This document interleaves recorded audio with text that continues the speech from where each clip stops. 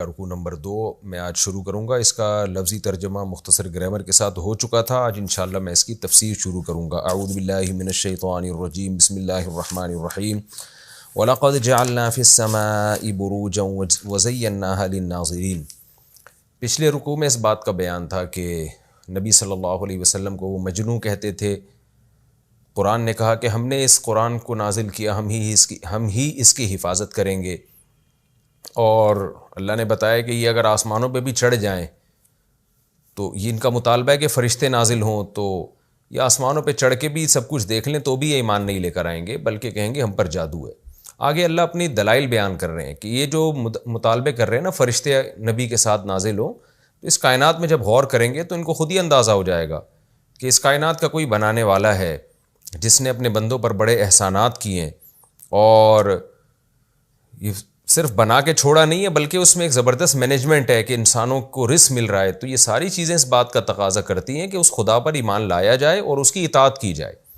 یعنی معجزوں سے ہٹ کر بہت سارے دلائل اس کائنات میں پہلے سے موجود ہیں۔ وہ دلائل کیا ہیں؟ قرآن بیان کرتا ہے وَلَقَدْ جَعَلْنَا فِي السَّمَاءِ بُرُوجًا، ہم نے بنایا آسمان میں ستارے، وَزَيَّنَّاهَا لِلنَّاظِرِينَ، اور اس آسمان کو ہم نے دیکھنے والوں کے لیے مزین کر دیا۔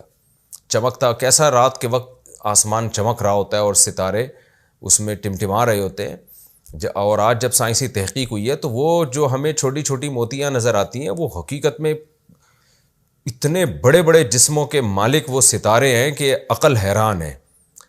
لاکھوں سورج جس میں سما جائے، کروڑوں زمینیں ایک ایک ستارے میں سما جائے، جو اللہ نے اپنی طاقت اور قدرت سے پیدا کیے۔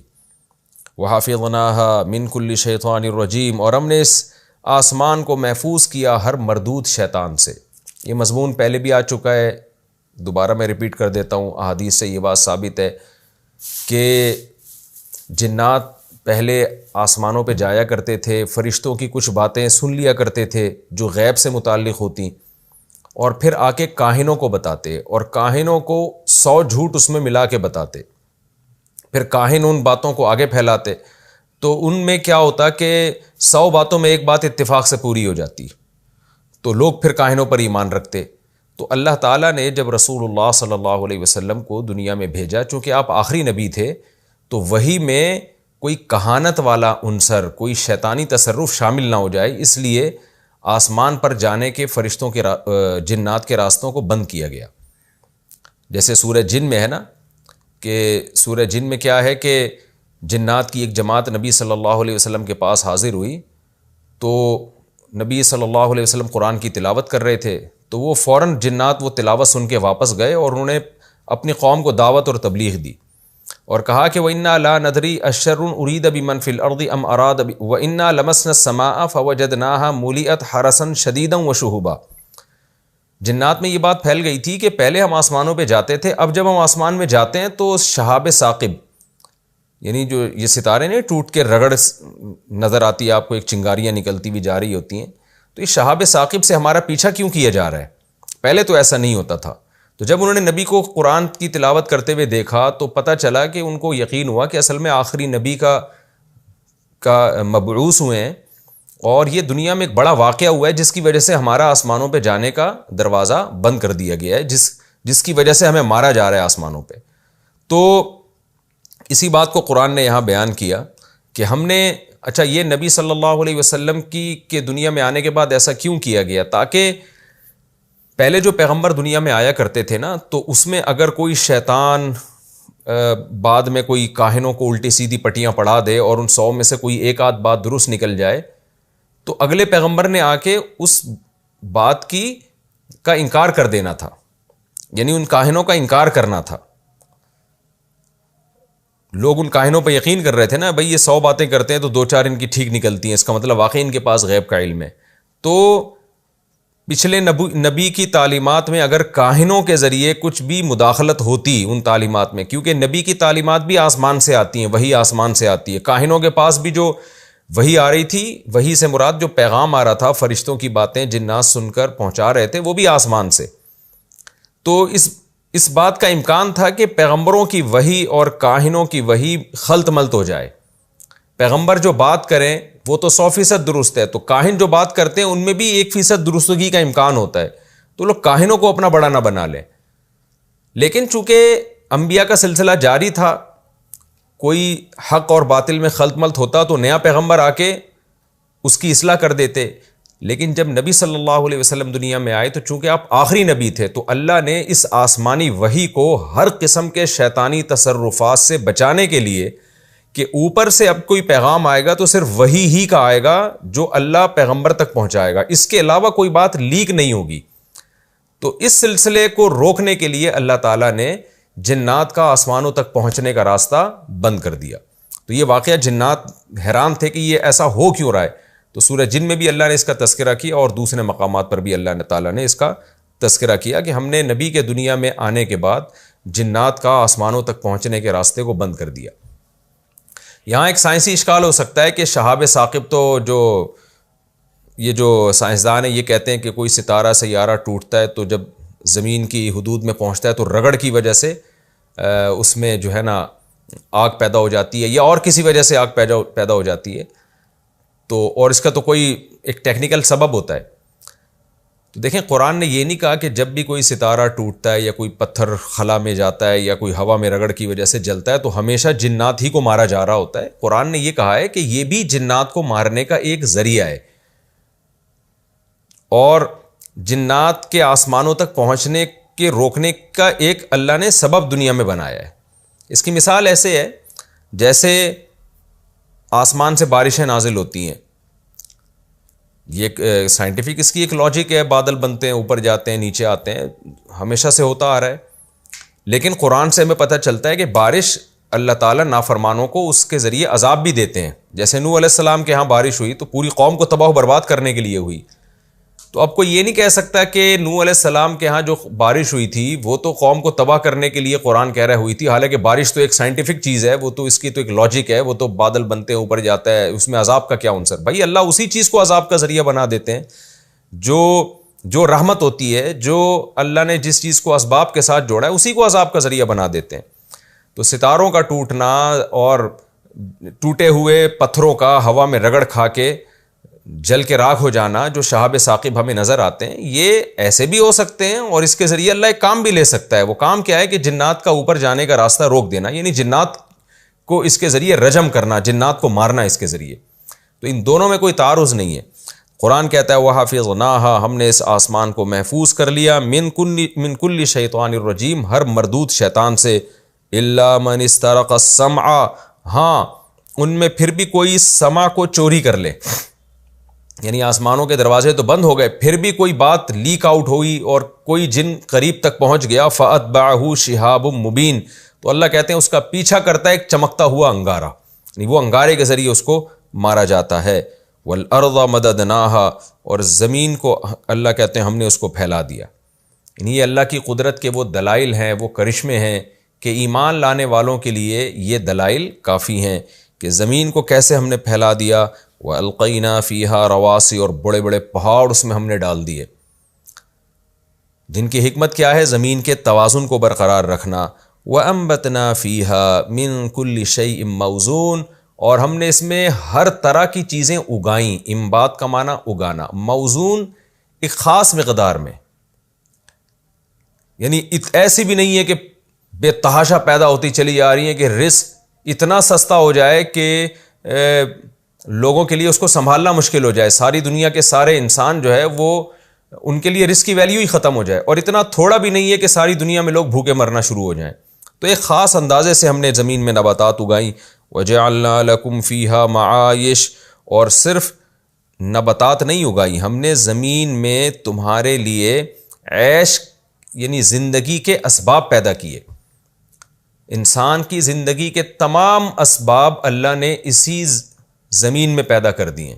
آکسیجن بھی ملے گی آپ کو یہاں پہ ہواؤں میں, آپ کو پانی بھی ملے گا یہاں پہ, آپ کو سردی سے بچنے کے لیے بہت ساری چیزیں, اللہ نے کپاس کو پیدا کیا, جانوروں کی کھالوں کو پیدا کیا, بیماریوں سے بچنے کے لیے دواؤں کو پیدا کیا. صحیح بخاری کی حدیث ہے, ما انزل اللہ من داء الا انزل له شفاء, کوئی بیماری اللہ نے ایسی پیدا نہیں کی ہے جس کی شفا بھی نہ پیدا کی ہو, تو ہر بیماری کی دوا بھی اللہ نے اسی زمین میں پیدا کی ہے. تو تمام جو بھی زندگی کی گزارنے کے تمام لوازمات ہیں وہ سب کے سب ہم نے پیدا کیے تمہارے لیے بھی، ومن اور ان مخلوق کے لیے بھی، لستم لہو برازقین. لستم اصل میں وہ لیست سے ہے نا، لیست کا معنی وہ نہیں ہے، لستم کا معنی تم نہیں ہو، کہ جن کے رازق تم نہیں ہو.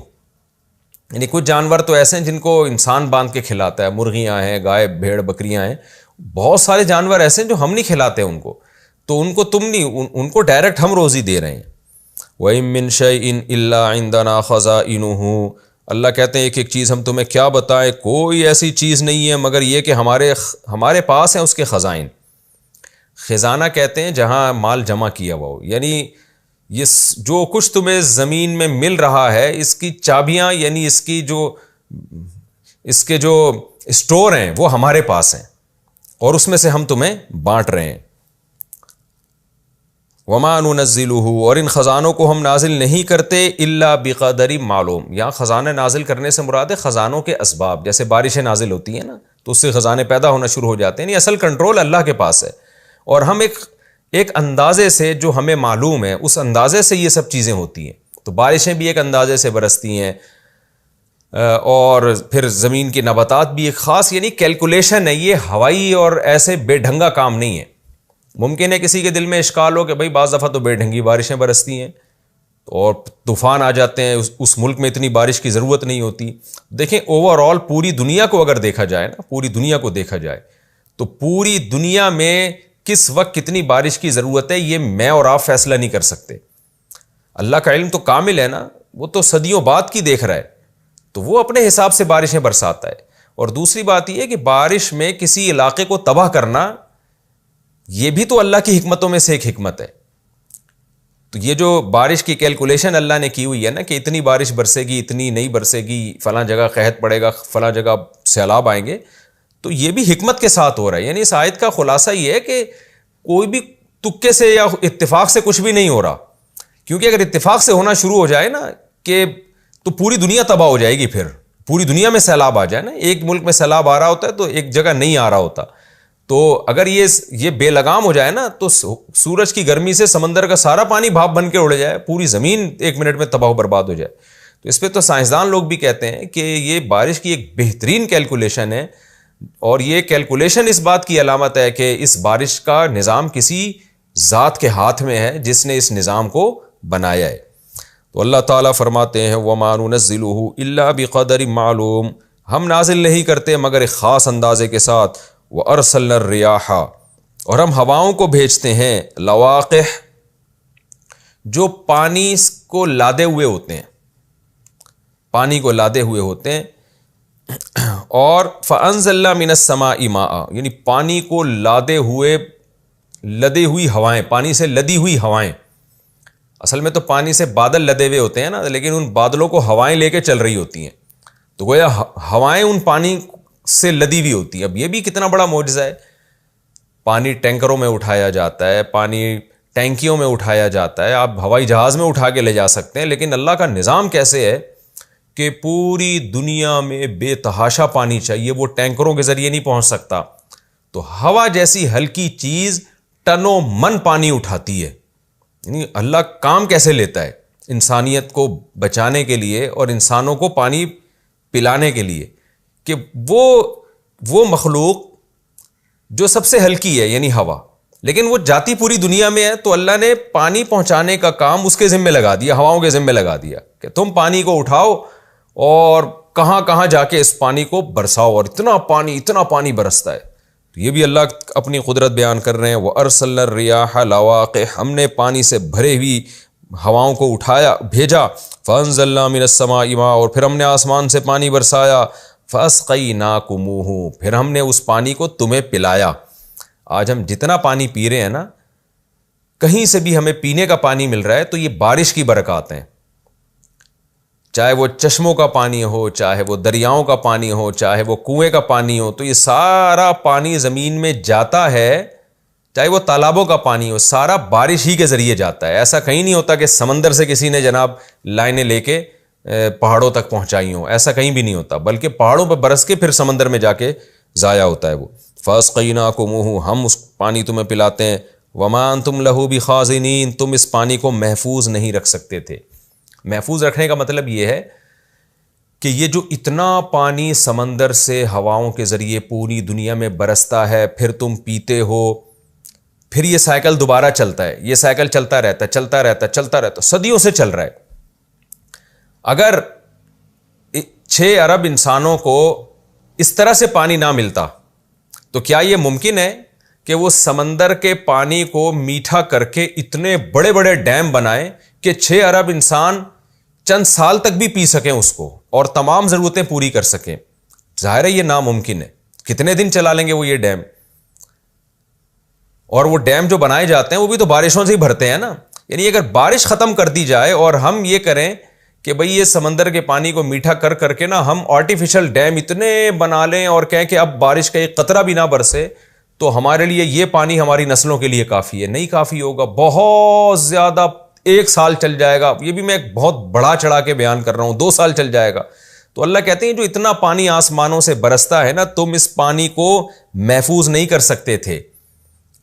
اس پانی کو ہم نے ایک سائیکل ہے جو ایک چکر ہے کہ اٹھا کے پہنچاتے ہیں، پھر جو ہم برساتے ہیں اس کو تم بالٹیوں میں ڈیموں میں محفوظ کر لیتے ہو اور کنووں میں محفوظ کر لیتے ہو، لیکن بارش کے بغیر یہ پانی محفوظ نہیں ہو سکتا تھا. وَإِنَّا لَنَحْنُ نُحْيِي، اور بے شک ہم ہی ہیں جو حیات بھی دیتے ہیں، زندگی بھی ہم نے دی ہے. وَنُمِيتُ، اور موت بھی ہم دیتے ہیں. وَنَحْنُ الْوَارِثُونَ، اور زمین کے وارث بھی ہم ہی بنیں گے. تم سب مر جاؤ گے، یہ ہے بھی ہماری ملکیت میں سب کچھ. یہ سب چیزیں ہم نے تمہیں عارضی طور پر دی ہوئی ہیں. وَلَقَدْ عَلِمْنَا الْمُسْتَقْدِمِينَ مِنْكُمْ وَلَقَدْ عَلِمْنَا الْمُسْتَأْخِرِينَ، اور البتہ تحقیق ہم تم میں ان لوگوں کو بھی جانتے ہیں جو پہلے گزر چکے اور جو بعد میں آنے والے ہیں، سب کو ہم جانتے ہیں. یعنی اللہ تعالیٰ مخلوق سے اپنا رشتہ بتا رہے ہیں کہ تم تو ہماری ذات پر ایمان نہیں لے کر آتے، ہماری توحید پر ایمان نہیں لے کر آتے، لیکن ہم نے رزق بھی ایک خاص اندازے کے ساتھ خزانے نازل کیے، موت بھی ہم دیتے ہیں، زندگی بھی تمہیں ہم دیتے ہیں، اور ہم تمہارے بارے میں پوری معلومات رکھتے ہیں. وَإِنَّ رَبَّكَ هُوَ يَحْشُرُهُمْ، اور اے محمد یا اے مخاطب صلی اللہ علیہ وسلم، تیرا رب ان سب کو جمع بھی کرے گا. إِنَّهُ حَكِيمٌ عَلِيمٌ، وہ بہت حکمت والا اور جاننے والا ہے. حکمت والے کا مطلب کیا ہے کہ اس نے جب یہ سارے کام کر دیے، آسمان سے بارشیں برس رہی ہیں، رزق ایک خاص اندازے سے نازل ہو رہا ہے، اسی زمین میں انسان کے لیے اس نے تمام کے تمام سہولتیں رکھ دیں، تو آخر ان کے پیچھے کوئی حکمت تو ہوگی نا. اگر مر کے سب نے ختم ہو جانا ہے، آزمائش ہی نہیں ہے انسان کی، تو کیا حکمت ہے؟ یہ تو پھر ایسی ایک معاذ اللہ انٹرٹینمنٹ ہو گئی. تو اللہ نے فرمایا کہ وہ حکمت والا ہے، وہ کوئی کام حکمت کے بغیر نہیں کرتا، اور علیم، جانتا بھی ہے. تو اسے پتہ ہے کہ کون اس کی توحید پر ایمان لا رہا ہے اور پھر بدعملی سے توبہ کر رہا ہے، اور کون ایسا ہے جو اس کی آیات پر ایمان نہیں رکھتا.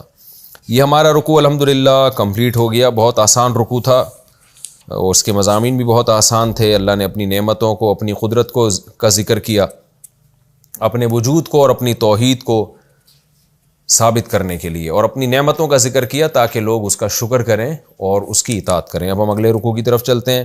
سورہ حجر کا رکوع نمبر 3 اور 14ویں پارے کا بھی رکوع نمبر 3، حسب معمول اس کا مختصر لفظی ترجمہ مختصر گرامر کے ساتھ، پھر انشاءاللہ اس کی تفسیر. بسم اللہ الرحمن الرحیم. وَلَقَدْ خَلَقْنَا الْإِنسَانَ، اور البتہ تحقیق ہم نے انسان کو پیدا کیا، من صلصال. صلصال کہتے ہیں بجتی ہوئی چیز، بجتی ہوئی چیز. من حمئن، حمئن کہتے ہیں بدبودار گارا، جو کیچڑ ہوتا ہے نا گارا، بدبودار اس کو کہا جاتا ہے، جو پرانا ہو گیا ہو اور خمیر نہیں پڑ جاتا، جیسے کسی آٹے میں خمیرہ آ جاتا ہے. تو اس کو اللہ نے چونکہ آدم علیہ السلام کو جس مٹی سے بنایا، اس کو پہلے سڑایا گیا، اس لیے اس کا ترجمہ سڑی ہوئی مٹی سے بھی کیا گیا ہے. اس میں کوئی ایسا کوئی پروسیس ہوا تھا، کوئی کیمیائی عمل اس میں ہوا، وہ اللہ ہی اس کی حقیقت بہتر جانتے ہیں، کہ اس میں سڑان پیدا ہو گئی، اس میں اسمیل پیدا ہو گئی. مسنون بھی بدبودار چیز کو کہتے ہیں. تو حمائم مسنون، ہما بدبودار مٹی، مسنون کا معنی بدبودار، یعنی اس کی مزید تاکید کی. تو بہت زیادہ اسمیل والی ایک سڑی ہوئی مٹی، صلصال معنی بجتی ہوئی.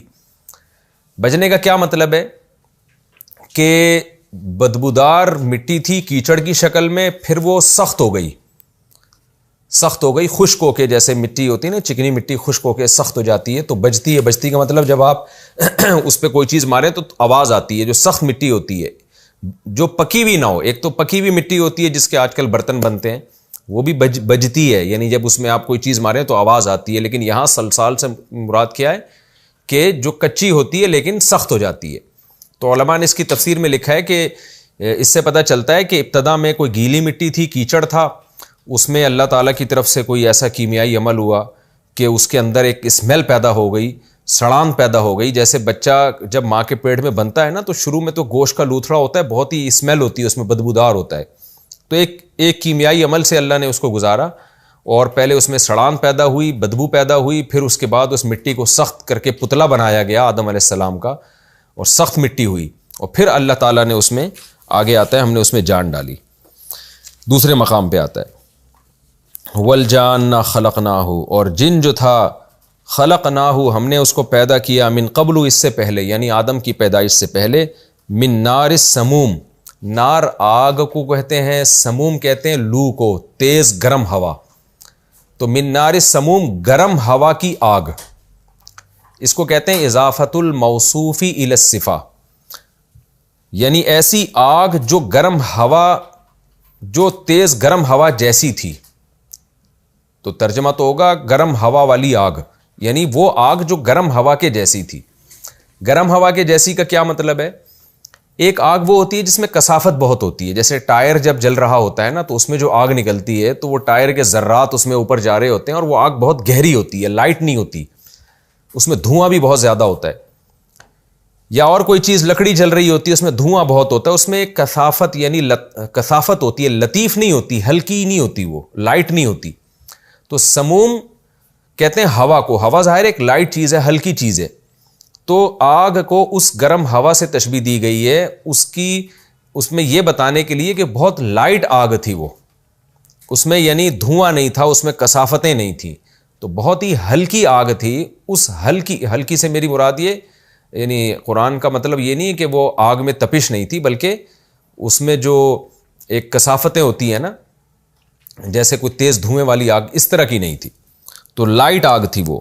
من نار السموم، اور ہم نے جنات کو اس سے پہلے ایک گرم لو والی آگ سے جیسی آگ سے بنایا.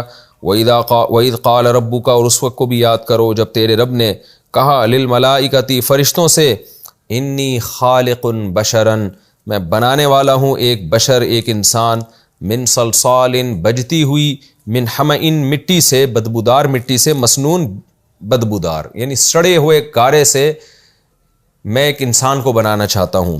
فَإِذَا سَوَّيْتُهُ، پس جب میں اس کو برابر کر دوں، یعنی اس کے تمام اعضاء مکمل کر کے اس کو میں پوری انسانی شکل دے دوں. وَنَفَخْتُ فِيهِ مِن رُوحِي، اور اپنی روح میں سے میں اس میں پھونک دوں. یہ متشابہات میں سے ہے کہ اپنی روح میں سے اس میں پھونک دوں، یعنی وہ کیا واقعی ہوا کے ذریعے پھونک لگائی گئی ہے یا کیا ہوا ہے، یہ اللہ ہی اس کی حقیقت بہتر جانتے ہیں. تو جب میں اپنی روح اس میں پھونک دوں، یعنی اس میں جان پڑ جائے، فَقَعُوا لَهُ سَاجِدِينَ، تو گر جاؤ اس آدم کے لیے سجدے میں. وقع یقع وقوعا، اصل میں یوقع تھا، اس کا معنی ہوتا ہے واقع ہونا، اور وقع علیہ کا معنی ہوتا ہے کسی پہ گر جانا. تو فقعوا لہو، یہاں لہو بمعنی علیہ کے ہے، یعنی اس کے لیے گر جاؤ. فقعوا لہو، کہ تو گر جاؤ تم لہو اس آدم کے لیے، یعنی وقعوا علی الارض لہو. سوری میں نے یہ کہہ دیا کہ لام بمعنی علی، لام بمعنی علی نہیں ہے بلکہ علی یہاں محذوف ہے. فقعوا علی الارض، زمین پہ گر جاؤ، لہو آدم کے لیے، ساجدین سجدہ کرتے ہوئے. فسجد الملائکۃ، تو سجدہ کیا سب کے سب فرشتوں نے، کلہم سب کے سب نے، الا ابلیس اجمعون سب کے سب نے، یعنی یہ تاکید در تاکید ہے، الا ابلیس مگر ابلیس کے، ابا اس نے انکار کیا، ان یکون مع الساجدین اس بات سے کہ ہو جائے وہ سجدہ کرنے والوں میں سے. قال یا ابلیس اللہ نے کہا اے ابلیس، ما لکا تجھے کیا ہو گیا، اللہ تکونا اصل میں تھا ان لا تکونا، ان مقدر ہے یہاں پہ کہ تو نہیں ہو رہا مع الساجدین سجدہ کرنے والوں میں سے، تجھے کیا ہوا.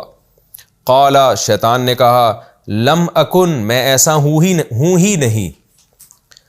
لِأَسْجُدَ کہ میں سجدہ کروں. دیکھیں اگر یوں ہوتا نا، یہ میں کئی بار بتا چکا ہوں آپ کو، کانا کے بعد جب لام آتا ہے تو اس کا مطلب کیا ہوتا ہے؟ ایسا یہ ہو ہی نہیں سکتا، ورنہ سمپل یوں ہونا چاہیے تھا نا، قال شیطان نے کہا، لم اسجد میں سجدہ نہیں، لا اسجدو میں سجدہ نہیں کروں گا، لبشرن ایک بشر کو، یوں ہونا چاہیے نا، لیکن یہاں کیا ہے؟ لم اکن میں ایسا ہوں ہی نہیں، لی اسجدہ کہ میں سجدہ کروں، لبشرن ایک ایسے انسان کو، خلقتہ جس کو تو نے بنایا، من صلصال ایک بجتی ہوئی چیز سے، من حمإ مٹی سے، بدبودار، مسنون جو بدبودار ہو، ایک سڑے ہوئے گارے سے تو نے جس انسان کو بنا دیا تو ایسا ہو ہی نہیں سکتا کہ میں اس کے سامنے جھک جاؤں. قال اللہ نے فرمایا، فخرج منہا نکل جا تو اس جگہ سے، یعنی اس عالم بالا سے یا اس آسمان سے، فإنک رجیم بے شک تو مردود ہے. رجیم کا مفہوم میں کئی بار بیان کر چکا ہوں. وَإِنَّ عَلَيْكَ اللَّعْنَةَ اور بے شک ہے تجھ پر لعنت، إِلَى يَوْمِ الدِّينِ روز جزا کے دن تک. یہ بتانے کے لیے کہ ہمیشہ کے لیے. قال ربی، ربی میں یا محذوف ہے، اے میرے رب. شیطان نے کہا اے میرے رب، فَأَنظِرْنِي پس تو مہلت دے مجھے، انذار مہلت دینا، اِلَى یومی اس دن تک، یبعثون جس دن لوگوں کو زندہ کیا جائے گا، جس دن تو دوبارہ لوگوں کو حشر دے گا، جمع کرے گا، اس دن تک تو مجھے مہلت دے دے. قال اللہ نے فرمایا، فَإِنَّكَ تو بے شک تو، من المنظرین مہلت دیے ہوئے لوگوں میں سے ہے، الی یوم الوقت المعلوم ایک وقت معلوم تک کے لیے تجھے میں نے مہلت دے دی ہے. قال ربی شیطان نے کہا اے میرے رب، بما اغویتنی یعنی بسببی اغوائی کا، اغوا یغوی اغواءن کا معنی گمراہ کرنا، اغویتنی اے اللہ چونکہ یعنی با سبب کے لیے کہ چونکہ تو نے مجھے گمراہ کر دیا، اس سبب سے اب ہوگا کیا، لَأُزَيِّنَنَّ لَهُمْ زَيَّنَ یُزَيِّنُ تزییناً کا معنی مزین کرنا، نون تاکید کے لیے، میں ضرور بھی ضرور مزین کروں گا ان کے لیے، فی الارض زمین میں. کیا مزین کروں گا؟ یہ محذوف ہے، یعنی گناہوں کو مزین کر دوں گا. وَلَأُغْوِيَنَّهُمْ اور میں ضرور بھی ضرور گمراہ کروں گا ان کو، اجمعین سب کے سب کو، الا مگر یہ کہ عبادک جو بندے ہوں گے، منہم ان میں سے، المخلصین جو تیرے بندے ہوں گے ان میں سے، المخلصین خاص سلیکٹڈ لوگ ہوں گے، ان کو میں شاید گمراہ نہ کر سکوں، لیکن باقی میں سب کے سب کو گمراہ کروں گا. قال اللہ نے فرمایا، ھذا صراط علی مستقیم یہ ایک راستہ ہے جو مجھ پر سیدھا آتا ہے، یعنی مجھ پر کا مطلب میری طرف، تو یہاں مجھ پر کا مطلب یعنی میرے پر آ رہا ہے یہ راستہ، یہ سیدھا راستہ ہے جو میری طرف آ رہا ہے. علا بمانا الہ کے ہے. یہ ایک راستہ ہے. کون سا راستہ؟ کہ سلیکٹڈ ہو جانا، اخلاص مخلص ہو جانا. جو خاص مخلص بندے ہیں، جو وہ جس راستے پر چلیں گے نا، جو اللہ کا راستہ ہوگا، یہ وہ والا راستہ جو میری طرف سیدھا آ رہا ہے. ان عبادی میرے جو بندے ہوں گے، لیس لک علیہم سلطان نہیں ہوگا تیرے لیے ان پر کوئی زور، میرے جو مخصوص بندے ہوں گے ان پر تیرا زور نہیں چل سکتا. الا مگر من اتبعک انہی پر زور چلے گا جو تیری اتباع کریں گے، من الغاوین گمراہ لوگوں میں سے، انہی پر تیرا زور چلے گا. اور جو میرے بندے ہوں گے، یعنی میرے بندے تو اللہ کے سبھی ہیں، مراد خاص قسم کے بندے، ان پر تیرا زور نہیں چلے گا.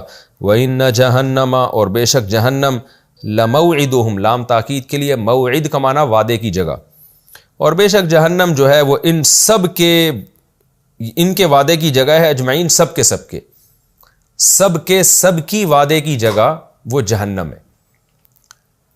یعنی تو جن سب کو گمراہ کرے گا نا، تجھ سمیت ان سب کے وعدے کی جگہ جہنم ہے. لہا سبعۃ ابواب اس جہنم کے 7 دروازے ہیں. لکل باب منہم ان میں سے، ان بابوں میں سے، ان دروازوں میں سے، ہر دروازے کے لیے جزء ایک خاص حصہ ہے، مقسوم تقسیم شدہ، متعین، یعنی مقسوم کا معنی مختلف حصوں میں ڈیوائڈ کیا ہوا. کیا مطلب؟ جہنم کے 7 دروازے ہیں اور ہر دروازے کے لیے انسانوں کا ایک حصہ ہے جو ڈیوائڈ کیا ہوا ہے. کچھ انسان ڈیوائڈ ہو کے اس دروازے سے جائیں گے، کچھ اس دروازے سے، کچھ اس دروازے سے. تو یہ مفہوم ہے اس آیت کا. یہ ہمارا جی لفظی ترجمہ ہو گیا رکوع نمبر 3 اور 3 کا. اب ہم اس کی تفسیر کی طرف آتے ہیں. چونکہ مکی صورت ہے، اس میں نے بتایا تھا کہ انسان کی پیدائش کا مقصد توحید، رسالت، جو اسلام کے بیسک عقیدے ہیں ان کا تذکرہ زیادہ ہوتا ہے.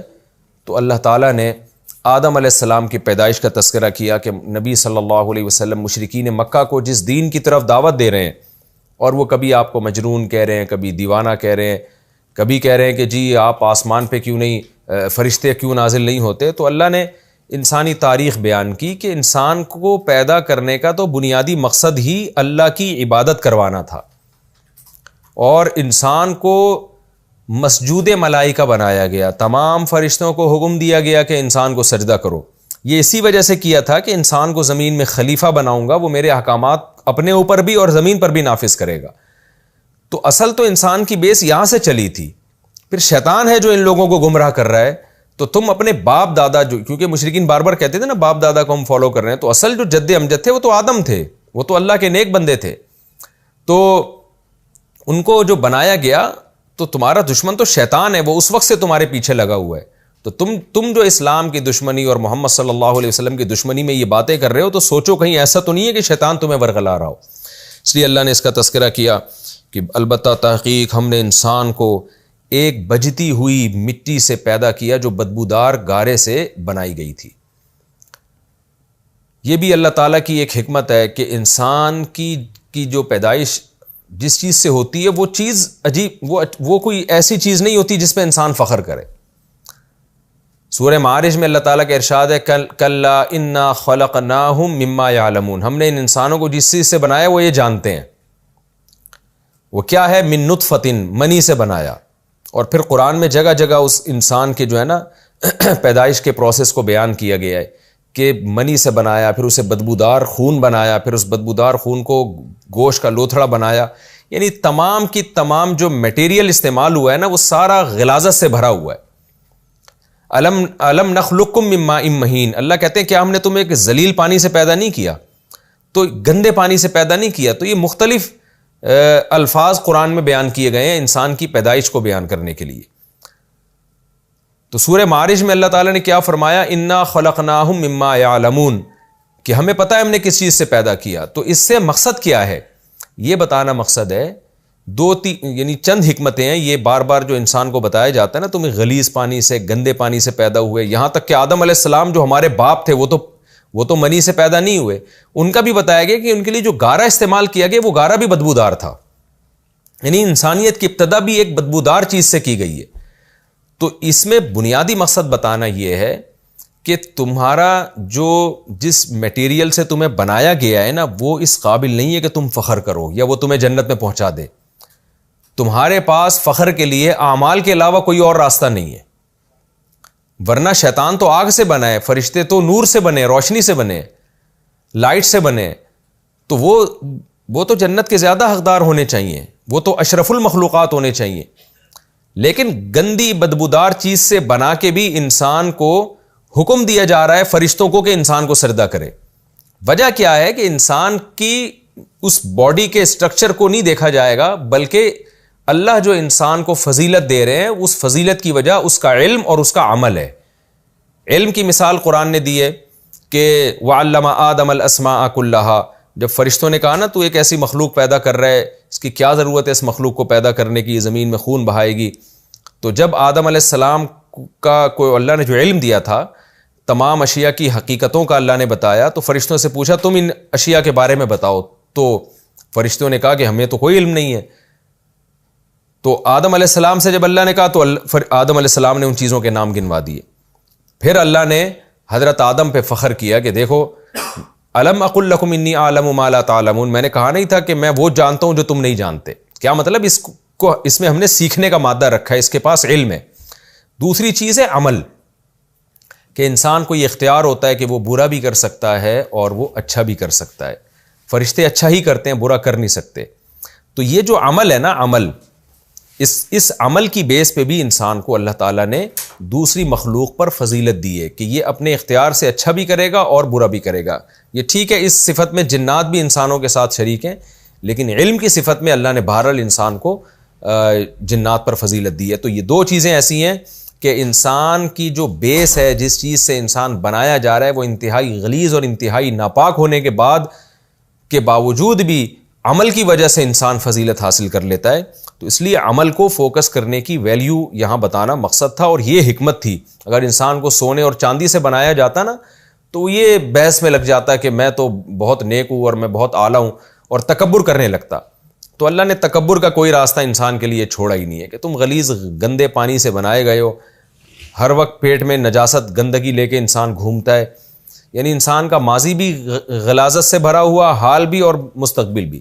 ماضی کیا ہے؟ غلیظ اور ناپاک پانی جس کے نکلنے سے غسل فرض ہو جاتا ہے اور کپڑوں پہ لگ جائے تو اسے دھونا پڑتا ہے. اور حال کیا ہے کہ پیٹ میں ہر وقت گندگی لے کے گھوم رہا ہوتا ہے. ناک میں الگ غلاظت ہے، آنکھوں میں الگ اس کے جو ہے وہ گندگی ہے، اور کہیں سے بھی انسان کی باڈی پہ کوئی زخم لگے بلڈ ناپاک خون نکلنا شروع ہو جاتا ہے. ہر لحاظ سے گندگی کا ایک ڈھیر ہے، اور پیٹ میں جو گندگی لے کے گھومتا ہے وہ ایک الگ ہے. اور فیوچر کیا ہے؟ موت کے بعد پورا جسم میں سے اسمیل آنا شروع ہو جاتی ہے اور کیڑے پڑ جاتے ہیں اس میں، اتنی گندی بدبو آتی ہے. تو ان تمام یعنی انسان کا ماضی بھی ایسا رکھا، حال بھی اور فیوچر بھی، یہ بتانے کے لیے کہ تمہارے پاس اب اپنے آپ کو اچھا بنانے کے لیے سوائے عمل کے اور کوئی آپشن بچا نہیں ہے، لہذا اچھے عمل کو فوکس کرو. تو یہ حکمت تھی، اور اس حکمت کو قرآن بار بار بیان کرتا ہے کہ ہم نے انسان کو پیدا کیا ایک بدبودار کھنکھناتی ہوئی مٹی سے. والجان خلقناہ من قبل، اور جنات کو ہم نے اس سے پہلے پیدا کر لیا من نار السموم، لائٹ آگ سے، ہلکی آگ سے، جس کی ڈیٹیل میں بتا چکا ہوں. وَإِذْ قَالَ رَبُّكَ لِلْمَلَائِكَةِ إِنِّي خَالِقٌ بَشَرًا مِّن صَلْصَالٍ مِّنْ حَمَإٍ مَّسْنُونٍ. اس وقت کو یاد کرو جب تیرے رب نے فرشتوں سے کہا کہ میں ایسے گارے سے، بدبودار مٹی، بجتی ہوئی مٹی سے میں انسان کو پیدا کرنا چاہتا ہوں، ایک بشر کو. فَإِذَا سَوَّيْتُهُ وَنَفَخْتُ فِيهِ مِن رُوحِي، جب میں اسے درست کر لوں، اس کے اعضاء کو برابر کر دوں اور اس میں اپنی روح پھونک دوں، یعنی اس میں جان ڈال دوں. فَقَعُوا لَهُ سَاجِدِينَ. فَقَعُوا یہ پورا نہیں ہے، فا الگ ہے، قعو الگ ہے. تو تم گر جاؤ اس کے لیے سجدہ کرتے ہوئے. تمام فرشتوں نے سجدہ کیا سوائے ابلیس کے. یہ ابلیس مستثنی منقطع ہے. منقطع کا مطلب یہ ہوتا ہے کہ فرشتوں میں داخل نہیں ہے، یعنی تمام فرشتوں نے سجدہ کیا. جب فرشتوں کو حکم تھا تو آٹومیٹیکلی جنات کو بھی لازمی حکم تھا، تو اس لیے اللہ نے جن کا الگ سے تذکرہ کیا، یعنی وہ فرشتوں کی فہرست میں داخل نہیں ہے. اس کی مثال ایسے جیسے عربی میں کہا جاتا ہے جاء القوم الا حمارن، پوری قوم آئی مگر گدھا نہیں آیا. اب حالانکہ گدھا تو قوم میں نہیں ہوتا، لیکن ایک مفہوم ہوتا ہے جب پوری قوم آئی ہے تو ظاہر ہے کسی سواری پہ بیٹھ کے آئی ہوگی نا، گدھے گھوڑوں پر آئی ہوگی، لیکن اس میں متکلم مستثنیٰ کر دیتا ہے کہ بھئی قوم آئی مگر گدھے نہیں تھے اس میں. تو منقطع مستثنیٰ اس کو کہتے ہیں جس میں ایک چیز مفہوم ہو رہی ہوتی ہے، حقیقت میں اس کا ذکر نہیں ہوتا. ایک دماغ اس کی طرف جاتا ہے، اس کی نفی کر دی جاتی ہے. تو دماغ اس طرف جائے گا کہ جب سارے فرشتوں کو حکم تھا تو جنات کو تو بطریق اولا حکم، کیونکہ فرشتے جب نور سے بنے ہیں ان کو حکم دیا جا رہا ہے سجدہ کرو، تو آگ سے بنی ہوئی مخلوق کو تو لازمی حکم دیا جائے گا. ابا ان یکون مع الساجدین، شیطان نے انکار کر دیا کہ وہ سجدہ کرے. قال یا ابلیس ما لک الا تکون مع الساجدین، اللہ نے ابلیس سے کہا تجھے کیا ہوا کہ تو نے سجدہ نہیں کیا. قال لم اکن، شیطان نے کہا یہ ہو ہی نہیں سکتا کہ میں سجدہ کروں ایک ایسے بشر کو جس کو تو نے سڑے ہوئے گارے سے اور کھنکھناتی مٹی سے پیدا کیا ہو. تو اللہ نے فرمایا فاخرج منها فانک رجیم، نکل جا یہاں سے، تو مردود ہے اور تجھ پر قیامت تک میری لعنت ہے. قیامت تک کا مطلب کیا؟ ہمیشہ کے لیے لعنت ہے. قال ربی فانظرنی الی یوم یبعثون، شیطان نے کہا اللہ تو مجھے پھر قیامت تک کے لیے مہلت دے دے، مجھے زندگی بھی دے. قال فانک من المنظرین، اللہ نے کہا تجھے میں مہلت دیتا ہوں الی یوم الوقت المعلوم، ایک وقت معلوم تک. قال ربی بما اغویتنی، شیطان نے کہا اللہ تو نے چونکہ مجھے گمراہ کیا ہے، حالانکہ گمراہ تو خود ہوا تھا نا، گمراہ تو خود ہوا تھا. اللہ تعالیٰ نے کہا سجدہ کرو، نہیں کیا. لیکن اللہ کی طرف نسبت اس لیے کی جاتی ہے کہ ہر کام کی نسبت خالق اللہ ہی ہے، چاہے برائی ہو چاہے اچھائی ہو. تو کام تو انسان کرتا ہے لیکن اس عمل کا خالق تو بہرحال اللہ ہے نا، تو اس لیے اللہ کی طرف اس کی نسبت کی جاتی ہے. ہاں ادب کا تقاضا یہ ہے کہ اللہ کی طرف نسبت نہ کی جائے. جیسے سورہ جن میں آتا ہے کہ جنات نے کہا ہمیں پتہ نہیں ہے کہ اللہ نے ہمارے ساتھ بھلائی کا ارادہ کیا ہے یا ہمارے ساتھ شر کا ارادہ کیا گیا ہے. تو شر کی نسبت اللہ کی طرف نہیں کی، لیکن نسبت ہر ایک کی اللہ کی طرف ہی ہوتی ہے ہر چیز کی. تو شیطان نے کہا اللہ تو نے مجھے گمراہ کر دیا ہے. اس کا یہ بھی مطلب ہو سکتا ہے کہ گمراہ تو میں خود ہوا ہوں لیکن سبب تو بنا ہے، تو مجھے نہ حکم دیتا کہ آدم کو سجدہ کرو تو میں تیری مخالفت بھی نہ کرتا. تو یہ بھی مطلب ہو سکتا ہے کہ گمراہ تو میں خود ہوا ہوں لیکن سبب تو بنائے. لَأُزَيِّنَنَّ لَهُمْ فِي الْأَرْضِ، اب اس کا نتیجہ یہ نکلے گا کہ میں اس انسان کے لیے زمین میں مزین کر دوں گا. کس چیز کو؟ گناہوں کو. یہ بہت اہم آیت ہے قرآن کی کہ مزین کر دوں گا. کیا مطلب؟ گناہ غلط ہونے کے باوجود ان کو اچھا لگے گا، اس پہ دلائل کے لیبل لگا کے نا ہر غلط چیز کو یہ اپنے لیے حلال کر دیں گے، اپنے ضمیر کو مطمئن کر دیں گے. وَلَأُغْوِيَنَّهُمْ أَجْمَعِينَ، اور سب کے سب کو گمراہ کروں گا میں. ہاں مجھے پہلے سے معلوم ہے یہ بات، شیطان کو اندازہ ہو گیا ہوگا کہ الا عبادک منہم المخلصین، تیرے کچھ بندے ہیں جو بہت مخلص نہیں ہے، مخلص یعنی جس کو اللہ نے منتخب کر لیا، جن پر اللہ کا خصوصی کرم ہوا، وہ بندے ہیں جن کو شاید میں گمراہ نہ کر سکوں. اللہ نے فرمایا یہ میرا سیدھا راستہ ہے جو میری طرف آتا ہے. کیا مطلب؟ میرے لیے خالص ہو جانا. اس میں اللہ نے بتا دیا کہ اگر تم شیطان کے شر سے بچنا چاہتے ہو تو اللہ کے لیے خالص ہو جاؤ، اپنے آپ کو مکمل اللہ کے حوالے کر دو. ان عبادی، جو میرے بندے ہیں یعنی خاص بندے، لیس لک علیہم سلطان، تیرا ان پر زور نہیں چلے گا، الا من اتبعک، یہ بھی مستثنی منقطع ہے. اس سے لگتا ہے کہ شاید کسی پہ بھی نہ چلے، جب مخلص لوگوں پہ نہیں چلے گا تو شاید کسی پہ بھی نہ چلے. اللہ نے بتا دی ہاں ان لوگوں پہ چلے گا. من اتبعک، جو تجھے فالو کریں گے، من الغاوین، گمراہ لوگوں میں سے، انہی پہ چلے گا. تو تیرے پیچھے پیچھے جب تو برائی کو ان کے سامنے مزین کرے گا نا تو وہ غور نہیں کریں گے، بلکہ بغیر غور کے تیری بات مان لیں گے. وہ ایسے لوگ ہوتے ہیں نا کہ شیطان ان کو نشے کی طرف لے کے جا رہا ہے، شراب کی طرف لے کے جا رہا ہے، ان کا دل چاہتا ہے شراب پینے کا، عقل کہتی ہے غلط چیز ہے، تو شیطان کیا مزین کر دیتا ہے عمل کو. وہ کہتا ہے کیا ہے، ایک دفعہ پی کے توبہ کر لینا، پھر دماغ سے ریلیکس ہو جائے گا، فائدے بھی تو ہیں. تو عقل مند آدمی کیا کہتا ہے کہ نہیں بھائی یہ تو ہمیشہ کی لت پڑ جائے گی مجھے. لیکن خواہشات کے غلام کیا کرتے ہیں کہ جو شیطان کہہ رہا ہے فوراً اس کے پیچھے چلنا شروع کر دیتے ہیں کہ چھوڑو یار دیکھا جائے گا. تو یہ بہت اہم آیت ہے. ساری گمراہی کی جڑ یہی ہے کہ آپ عقل کی اور اپنے ضمیر کی نہیں مانتے، بلکہ جو شیطان نے دلائل کے انبار لگائے ہوئے ہوتے ہیں نا ان دلائل کو فالو کرنا شروع کر دیتے ہیں. تو ان دلائل کو فالو کرنے کو شیطان کی اتباع سے تعبیر کیا گیا ہے، ورنہ شیطان نظر تو کسی کو نہیں آ رہا ہوتا. تو آپ جو مزین کرتے ہیں نا شیطان، جو دلائل کے انبار لگاتا ہے، آپ اس کو فالو کرنا شروع کر دیتے ہیں. تو اللہ فرماتے ہیں ہاں وہ جو اس وقت تجھے فالو کریں گے، یعنی تیرے پیش کردہ دلائل پر ایمان لے آئیں گے اور بغیر سوچے سمجھے اسی کے پیچھے چلیں گے، تو ان پر تیرا زور یقیناً چلے گا. وَإِنَّ جَهَنَّمَ لَمَوْعِدُهُمْ أَجْمَعِينَ، لیکن میں ان پہ ترس نہیں کھاؤں گا کہ چونکہ تو نے ان کو گمراہ کیا ہے لہذا میں ان کو بخش دوں، ایسا نہیں ہے. تم سب کے سب یعنی تو اور جو تجھے فالو کریں گے نا، سب کے سب کا وعدہ جہنم میں، سب کو جہنم میں تیرے ساتھ جھونکوں گا میں. لہا 7 ابواب، اور اس جہنم کے 7 دروازے ہیں. لکل باب منہم جزء مقسوم، ہر دروازے کے لیے انسانوں کی ایک جماعت ہے جس کو ڈیوائیڈ کیا گیا ہے. یعنی سارے ظاہر درجات ایک جیسے نہیں ہوں گے، کوئی بڑی جہنم میں کوئی چھوٹی جہنم میں. تو جسے تو جس درجے کا گمراہ کرے گا اس کے لیے میں نے ویسی ہی جہنم رکھی ہوئی ہے. اللہ تعالی ہمیں اس آگ سے ہمیشہ کے لیے محفوظ رکھے. ہمارا یہ رکوع کمپلیٹ ہو گیا. اگلے ایپیسوڈ میں انشاءاللہ میں سورہ ہجر کا رکوع نمبر 4 اور 14ویں پارے کا بھی سورہ ہجر کا رکوع نمبر 4 اور 14ویں پارے کا بھی رکوع نمبر 4 انشاءاللہ میں اسٹارٹ کروں گا. اللہ تعالیٰ میں سمجھنے کی عمل کی توفیق عطا فرمائے. وما علینا الا البلاغ.